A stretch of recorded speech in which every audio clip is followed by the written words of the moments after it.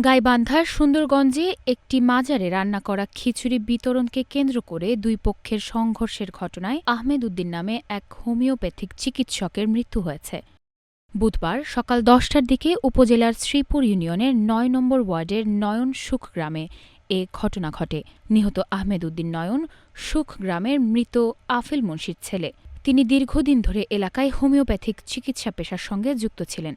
মঙ্গলবার রাতে নয়ন সুখগ্রাম সংলগ্ন গাইবান্ধা সদর উপজেলার বারোবলদিয়া গ্রামের মুর্শিদের বাজারের এলাকায় একটি মাজারে খিচুড়ি বিতরণকে কেন্দ্র করে স্থানীয়দের মধ্যে কথা কাটাকাটি শুরু হয়। পরে বুধবার সকালে আবারও রেনু মিয়ার সঙ্গে আহমেদ উদ্দিনের কথা কাটাকাটি হয়।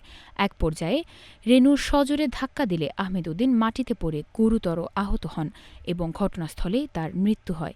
আমি ভাঙে দিনে আরো ২-৪ জন আছেন, সবাই ভাঙে দিন।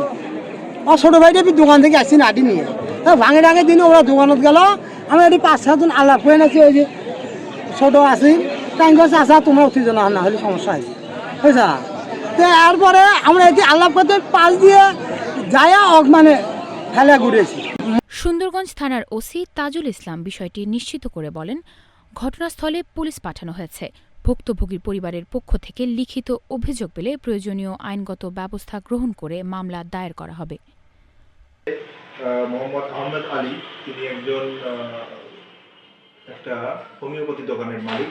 তো তার দোকানে অতর্কিত হামলা করে কয়েকজন এবং তিনি সেখানে গুরুতর আহত অবস্থায় ঘটনাস্থলে মৃত্যুবরণ করেন।